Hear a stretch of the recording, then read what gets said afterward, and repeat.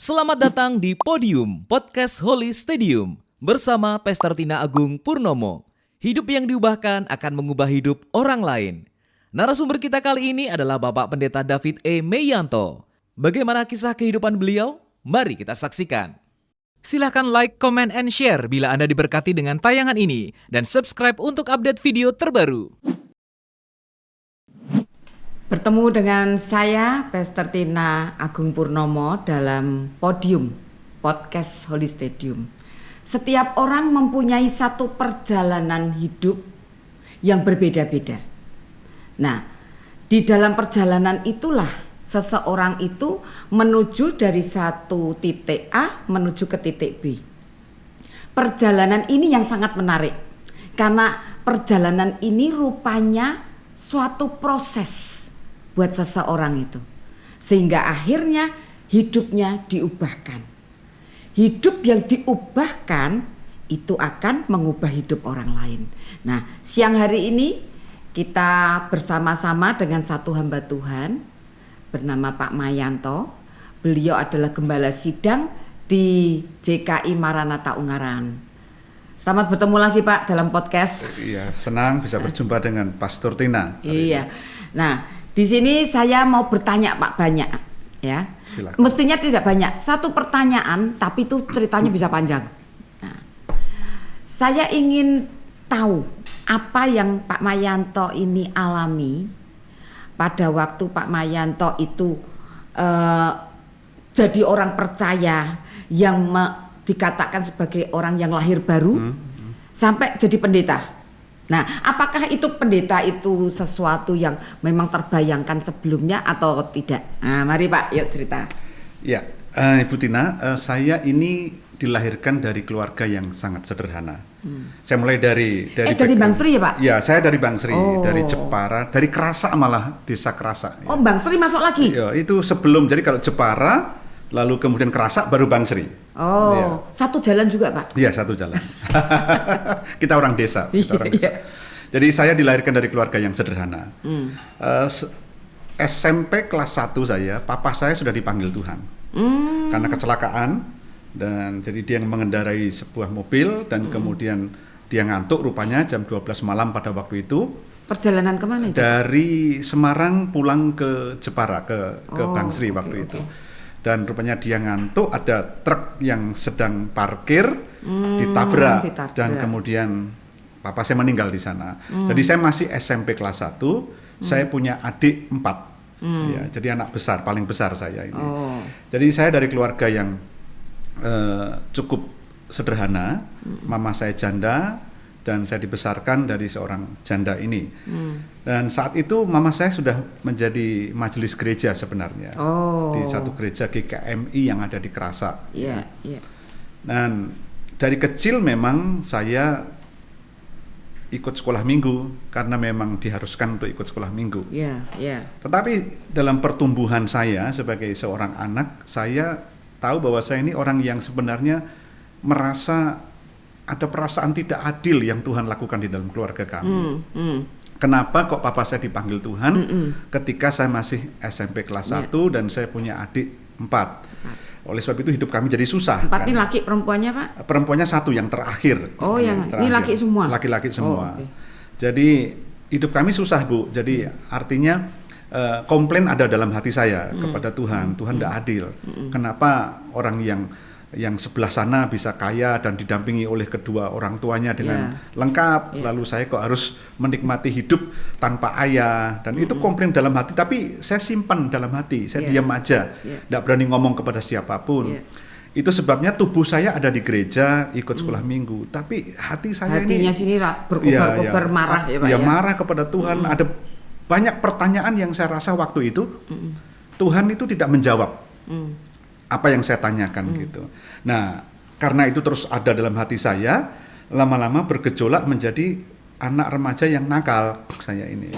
Anak remaja yang nakal, sekalipun saya ada di gereja setiap hari Minggu, ikut sekolah Minggu, ikut pemuda remaja dan sebagainya. Tetapi nakalnya sampai seberapa Pak? Saya terlibat dalam perkumpulan di kampung itu ada geng lah istilah zaman sekarang itu. Geng-gengan. Ya, lah, kemudian saya terlibat perkelahian, ya saya mukulin orang dan sebagainya. Sejauh itulah saya terlibat dan pulang pagi, bukan pulang malam, tapi pulang pagi, dan itu yang membuat hidup saya jadi tanpa tujuan ya, tanpa arah karena pergolakan di dalam batin tadi yang saya katakan itu.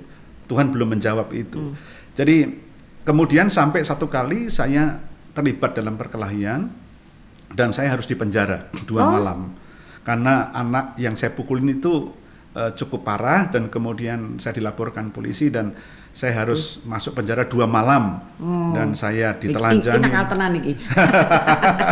Saya ditelanjangin, lalu saya digundulin dan kemudian di sel itu saya disiram air dan kemudian dipukul Biar pakai sadar gitu ya. dipukul pakai kopel ya, istilahnya ikat pinggangnya polisi waktu itu ya. 2 malam kalau nggak salah saya mengalami itu dan saya hari itu saya tidak nangis, heran. Jadi saya tidak pernah merasa menyesal, saya tidak pernah menangis. Jadi kekerasan hati saya sampai sedemikian rupa sehingga saya tidak pernah menyesal, saya tidak pernah nangis walaupun saya harus mengalami kondisi yang seperti itu. Nah itulah kenakalan saya pada waktu itu karena hati yang bergejolak, tidak terima dengan keadaan hidup, seperti itu. Dan kemudian juga mama saya sebagai majelis gereja mencoba untuk memberikan pengertian kepada saya juga, tapi tetap saya sulit untuk bisa menerima sepenuhnya apa yang dijelaskan. Itu termasuk pendeta yang mencoba datang berkunjung ke saya dengar juga Pak Mayanto ngalami gagap. Lah gagapnya itu? Ya, dari kecil saya dilahirkan tidak pandai bicara, Ibu. Jadi ketika saya SD saya masih ingat, ketika saya ada pelajaran deklamasi lah zaman itu. Kalau judulnya itu Angin, saya masih ingat itu. Angin. Waktu saya diminta bicara di hadapan teman-teman untuk deklamasi, ngomong angin aja nggak bisa loh Bu saya. A gitu. Lalu teman-teman yang dengerin ngin gitu ya. Jadi artinya yang dengerin sama yang ngomong sama-sama stres gitu kan. Karena saya gagap. Yang dengerin sudah tidak sabar. Iya, tidak sabar. Nah, yang ngomong susah ngomongnya gitu kan. Jadi saya gagap, memang lahir dalam kondisi gagap. Itu ciri kelemahan yang dalam diri saya waktu itu. Sampai kemudian saya akan disembuhkan Tuhan ketika saya semester kedua kuliah teologi ya. Oh, jadi tapi ini nanti saya ceritakan itu juga masih di dalam berarti waktu nakal-nakalnya itu gagapnya juga masih gagap. Ya, masih gagap. Jadi saya sembuhnya gagap itu pada saat saya sekolah teologi pada semester kedua Tuhan sembuhkan. Lah kok bisa dari nakal ini kok bisa jadi sekolah teologi ya Pak? Ya. Nah itu kan saya akan ceritakan sedikit. SMA menjelang kelulusan SMA itu Tuhan menjamah hidup saya. Ya, dari apa yang saya ceritakan tadi. Masih dikerasa juga ya? Ya masih dikerasa. Waktu itu kan saya tidak puas dengan kehidupan ya. Lalu di SMA menjelang kelulusan Tuhan itu jamah hidup saya.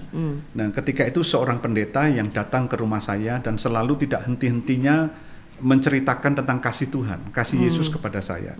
Walaupun pertama saya tolak, kedua saya tolak, ketiga saya tolak, bahkan pendeta itu juga saya usir dari rumah saya. Nah, karena saya merasa muak dengan nasihat-nasihat itu semua. Nah, tetapi pada satu disamperi terus gitu ya. Tapi saya salut dengan pendeta itu, sangat luar biasa, dia tekun. Kalau nggak salah 1 minggu bisa 3 kali 4 kali dia datang, walaupun saya usir. Setia tenan itu. Dan rupanya Tuhan pakai dia untuk membuat saya bertobat. Satu kali ketika beliau datang, yang terakhir kali datang ke tempat saya, itu saya masih ingat. Ketika itu hamba Tuhan ini berkata begini, satu kalimat aja, dan sekarang masih ingat di otak saya itu, bahwa Yesus sangat mengasihimu. Yesus sangat mengasihimu. Apapun yang engkau miliki, hatimu bergejolak, engkau benci sama Yesus, sekalipun Yesus sayang sama kamu. Hari itu ketika dia selesai mengutarakan kalimat itu, dari duduk begini Bu, saya tertelungkup dan saya 2 jam nangis. Dan itu pertama kali saya bisa menangis lama sekali. Saya di penjara aja nggak nangis, saya dipukulin nggak nangis. Begitu kerasnya hati saya.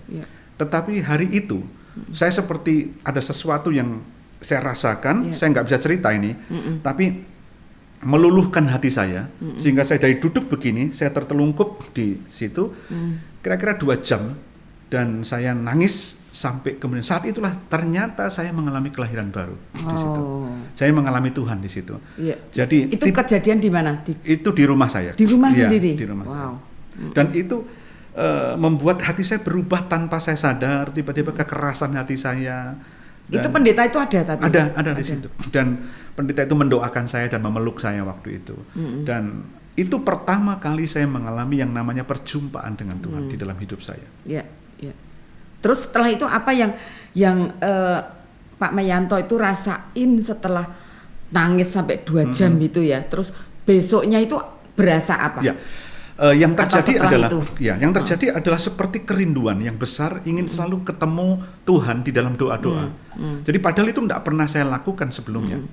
Doa aja saya malas gitu. Tapi hari itu tiba-tiba seperti orang kalau ngomong kasih mula-mula ya. Ya, kasih mula-mula. Jadi first love itu yang membuat saya tiba-tiba ingin ketemu Tuhan, berdoa setiap hari, baca Alkitab, sekalipun mudengnya baru sedikit. Tapi kerinduan itu selalu ada untuk baca Alkitab. Lalu kemudian berdoa. Jadi seperti setiap hari saya habiskan hanya untuk itu terus setiap hari. Ada masih keinginan untuk nakalnya enggak?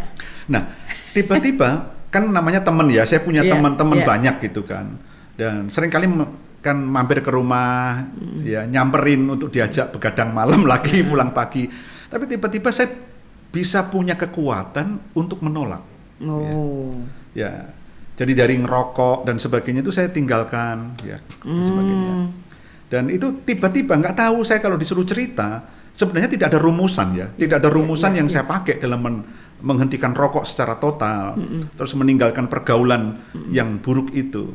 Tapi tiba-tiba seperti ada kekuatan di dalam hati saya untuk menolak ajakan-ajakan itu, gitu Bu. Iya. Nah, terus apa yang terjadi setelah itu, setelah lulus SMA? Ketika saya cerita perubahan itu dilihat nggak Pak sama orang tua? Oh, dilihat sekali, dilihat sekali. Dan adik-adik juga lihat semua? Ya, adik-adik lihat semua. Dan ketika saya mengalami itu, saya kan ke gereja dan kemudian saya aktif dan kemudian pendeta saya kasih kesempatan saya memegang youth waktu itu untuk jadi ketua youth lah pada waktu itu di GKMI ya, dan untuk memimpin youth. Dan di sana saya mulai aktif pelayanan, ikut vokal group dan sebagainya pada saat itu. Nah kemudian di tengah-tengah perjalanan itu sebenarnya cita-cita saya Bu itu jadi insinyur. Saya ingin kuliah di teknik sipil waktu itu. Saya ingin menjadi insinyur. Itu cita-cita saya. Tetapi ketika menjelang kelulusan SMA itu dan kemudian saya mengalami kelahiran baru, dalam perjalanan itu, dalam gereja, dalam pelayanan bersama dengan pendeta itu, tiba-tiba Tuhan itu panggil saya untuk menjadi seorang hamba Tuhan, untuk melayani Tuhan secara full time. Nah, tapi nggak mudah saya terima. Saya menolaknya karena saya ingin jadi insinyur. Saya ingin mengubah nasib keluarga saya. Keluarga saya kan miskin ya.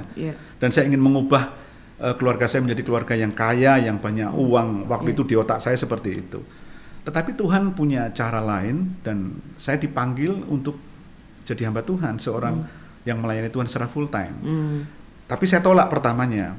Terus sampai kemudian peneguhan-peneguhan itu terus muncul. Peneguhannya lewat mimpi dan kemudian lewat hamba Tuhan yang tiba-tiba tidak kenal saya, tiba-tiba bisa berkata bahwa kamu ini memang dipilih khusus untuk melayani Tuhan secara full time.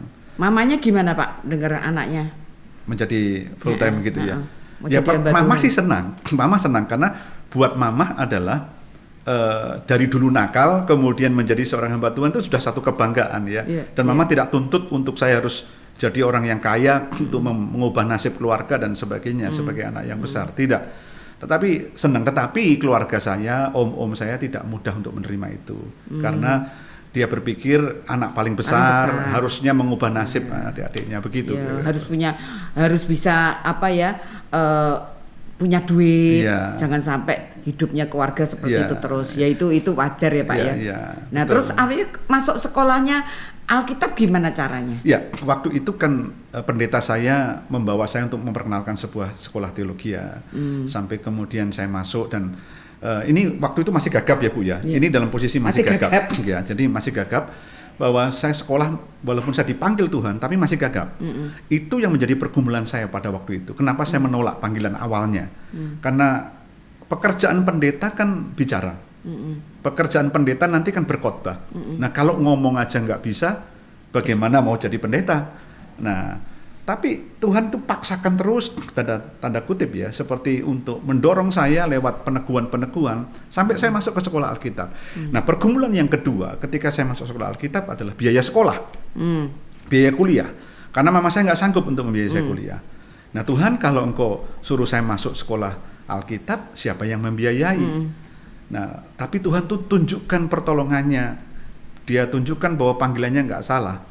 Ada seorang hamba Tuhan dari Amerika namanya Bapak Morris Devon, almarhum, sudah meninggal. Dia tinggal di Amerika. Tiba-tiba dia sponsori saya, kuliah saya dari awal sampai saya selesai, Bu Tina. Dan itu Tuhan genapi, itu Tuhan tolong itu. Jadi saya nggak keluar uang 1 sen pun untuk kuliah teologi.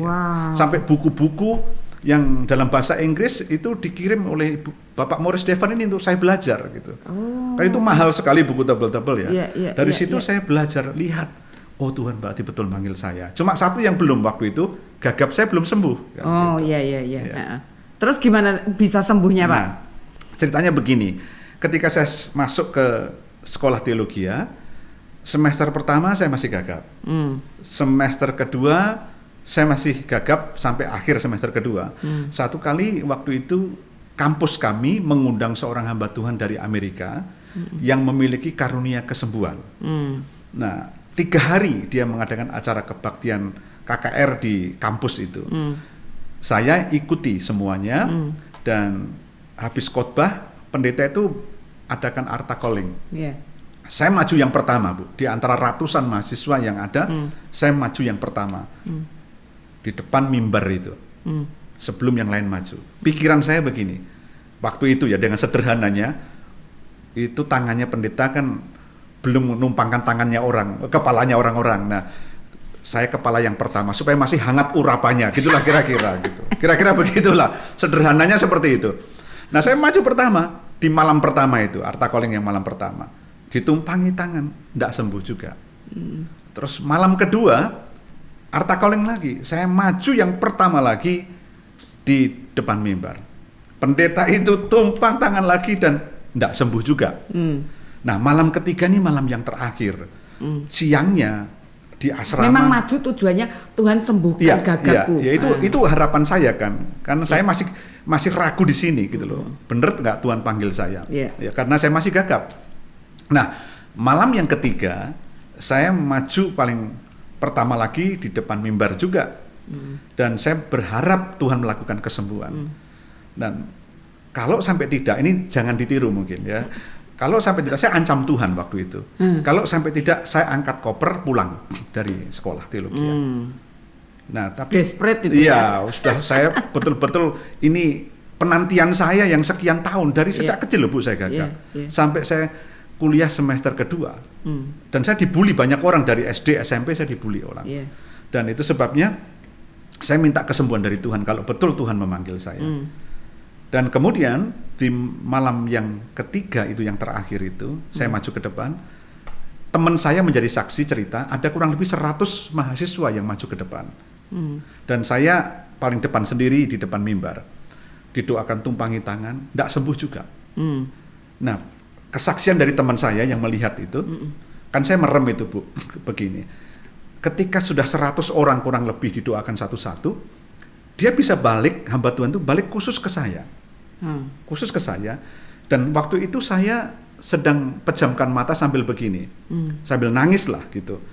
Tiba-tiba tangannya orang bule itu, hamba Tuhan bule yang gede, tangannya gede itu kan, badannya gede itu. Itu dipukulkan di bibir saya. Jadi kayak ditampak, orang Jawa bilang gitu. Pak gitu. In the name of Jesus, pak gitu. Jadi bibir saya tebel, Bu, jadinya gitu kan. Kencang sekali itu. Ya. Lalu kemudian saya terjatuh. Nah, terjatuhnya jujur, bukan karena urapan, tapi karena saya kaget. Karena saya kan merem begini. Nah, saya jatuh. Tetapi saya kaget. Setelah peristiwa itu, selesai acara itu, memang bibir saya tebal jadinya, sakit rasanya. Ya agak kesel juga sih, ya.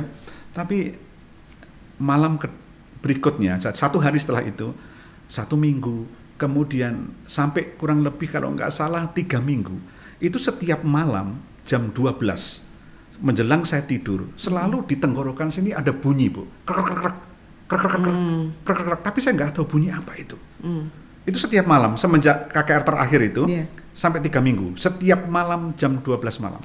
Dan ternyata genap 3 minggu bicara saya normal, Bu. Jadi rupanya setiap malam itu setelah ditampek itu ternyata ada bunyi krek di sini setiap malam. Onderdilnya ada yang nggak pas. Ya, onderdilnya mungkin dibenar itu kan. Dan sampai kemudian betul minggu yang ketiga, 3 minggu ya betul kurang lebih, saya sembuh dan saya bisa bicara dengan normal. Wow. Ya. Iya, itu hal yang luar biasa, enggak pernah menduga ya, cara kerja Tuhan. Tapi itu apa ya? Ada cerita di Alkitab.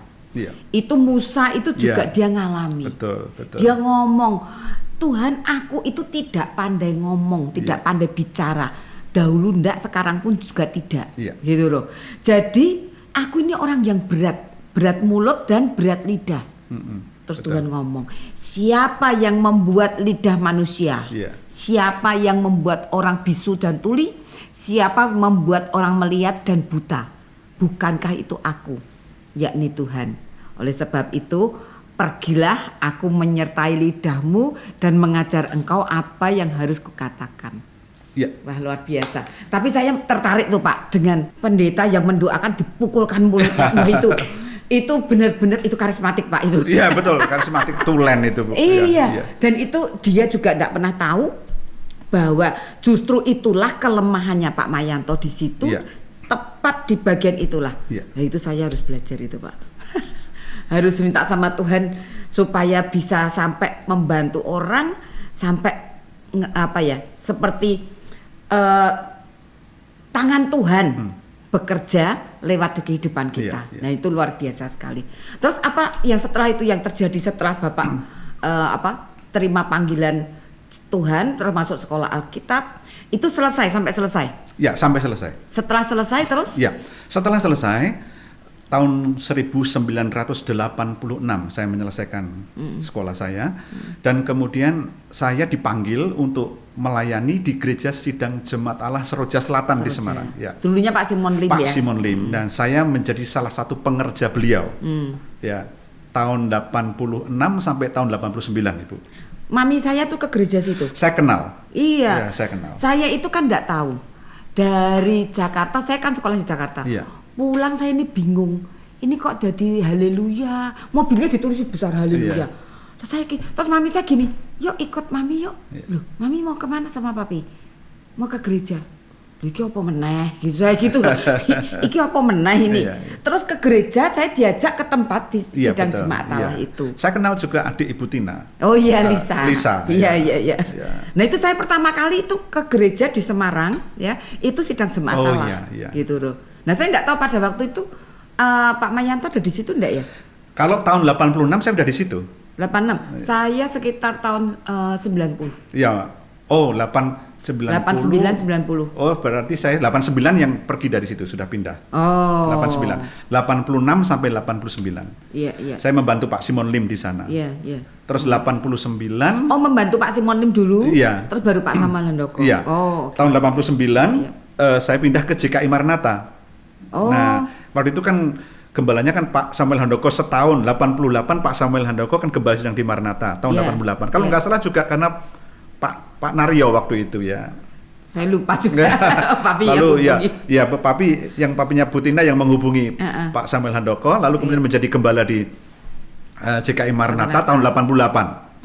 Lalu setahun setelah beliau jadi gembala, saya diminta bergabung dengan beliau di JKI Maranatha. Sampai tahun 97 baru saya merintis di Kota Bandar Lampung. Oh, di Bandar Lampung. Iya, merintis. Berapa lama di Bandar Lampung? 9 tahun. 9 tahun. Iya.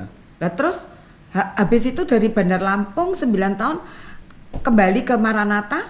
Lah di Bandar Lampungnya siapa? Waktu itu digantikan oleh Pak Yunias Otniel dari Surabaya. Oh, oke. Jadi saya diminta kembali ke Maranatha waktu itu ketika Pak Samuel pindah ke Surabaya. Iya. Wah, luar biasa sekali Pak. Saya melihat bagaimana Tuhan itu bekerja dan memang saya banyak dengar kesaksian orang yang gagap gitu ya. Kalau bicara gagap itu dan seperti kayak Pak Petrus Agung. Iya, iya. Dia bukan orang yang pintar ngomong, dia Iya. malu banget untuk Iya. ngomong di depan orang, karena memang orangnya itu tidak senang bergaul gitu ya, sama opa-omanya. Dia benar-benar tidak boleh bergaul dengan orang-orang di Iya, sekitarnya, di kampung yang tempat mereka tinggal, dan itu membuat dia akhirnya jadi kurang pergaulan, sehingga ngomongnya pun juga pas orangnya diem ngomong juga sulit gitu loh. Nah, tapi di sini kita lihat bagaimana Tuhan itu ngubah orang, Iya. ya, dari insinyur, ya toh, maunya jadi ahli bangunan, tapi ternyata Pak sekarang juga ahli bangunan loh Pak ini. Bangunan rohani ya. Iya, bangunan Iya. dari tubuh Kristus, ya toh, Amin. membangun juga kerohanian orang itu kan builder, Iya, sama iya. dengan ahli bangunan Iya. fisik gitu loh. Betul. Dan tak rasa kita sebagai orang-orang yang ngerti ya di dalam gereja bahwa ternyata sekarang itu juga mesti ngerti. Oh ya, bangun pondasi dulu, Iya. baru dirikan tembok, Iya. kamar-kamarnya ditata, ada hiasan-hiasannya, rumahnya jadi. Iya, betul. Nah sama juga gitu loh. Iya, betul. Betul. Nah, terus apa yang terakhir ini, kesibukan Bapak terakhir ini? Ya, Dengan saya sekarang ini kan dipercaya Tuhan menggembalakan ya di GKI Marnata, di samping juga di Sinode sebagai wakilnya Pak Adi Sutanto. Oh, ya. Tentu banyak hal yang menjadi visi lah ya, yang menjadi kerinduan yang belum tergenapi ya. Seperti gereja GKI Marnata, saya juga punya mimpi bahwa gereja ini punya satu lahan yang besar ya, punya tempat untuk beribadah yang kapasitasnya bisa minimal 5.000 jiwa. Wah. Ya, itu yang kita masih doakan semuanya. Iya. Loh, kalau mimpi memang enggak apa-apa, Pak. Mimpi Iya, kan enggak bayar. memang betul, Ya, gratis itu, Bu. If Ya. you dream big gitu loh. Ya, Iya, ya, betul. ya. Itu mimpi ya, mimpi Ya, yang kita terus ya. doakan sampai hari ini bersama teman-teman juga di sana.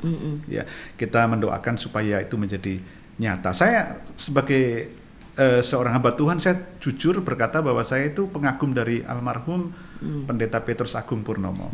Jadi saya ini orang yang mengagumi beliau dari sejak saya masih muda. Jadi waktu beliau sudah mulai menanjak, dan kemudian saya lihat beliau berkhotbah, dan saya lihat kan kesaksian Putina tadi, dia tidak pandai bicara, Ya, dia betul. minder dan sebagainya. Tapi justru di situ saya lihat figur yang muncul, karisma beliau ini kan seorang orator sebenarnya, Ya. seorang pembicara yang hebat, dan Ya, itu yang diubah. menginspirasi hidup saya. Saya punya latar belakang juga gagap, oleh sebab itu saya selalu melihat bahwa Tuhan itu bisa lakukan banyak hal di dalam Amin. kehidupan kita. Iya, saya juga senang mendengar cerita seperti ini, bahwa ini mungkin hal seperti ini tidak diketahui oleh banyak orang, ya. Tapi saya memang senang mendengar cerita-cerita begini, karena sepertinya ini cerita perjalanan rohani. Iya. Tapi kalau kita lihat ini proses, Iya, iya, suatu proses dari titik A menuju titik B. iya. Dan kalau namanya aja sudah titik A, yang menuju ke titiknya bukan A lagi, tapi titik B. Berarti Iya. ada perubahan di Iya. sini. Nah, perubahan inilah itu yang selalu menarik buat saya. Iya. Saya senang mendengar perjalanan seseorang. Saya tuh senangnya true story. Iya. Saya kalau film, kalau true story saya akan melotot. Karena saya ngelihat ada perubahan dari seseorang, saya lihat prosesnya seseorang gitu dah. Nah, itu saya paling suka itu dengan Helen Keller. Helen Keller, Helen ya. Keller itu, wah itu luar biasa. Ya. Jadi perjalanan saya tidak bosen untuk mendengarkan lagi, melihat lagi videonya, dan itu luar biasa sekali. Ya.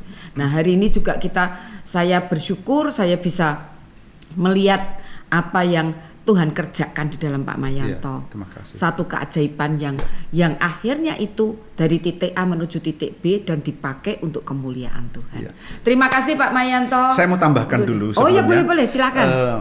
Saya tahun 88 sampai tahun 89 itu sempat mundur di dalam pelayanan, Bu. Interval antara sebelum saya pindah ke Maranatha itu. Iya.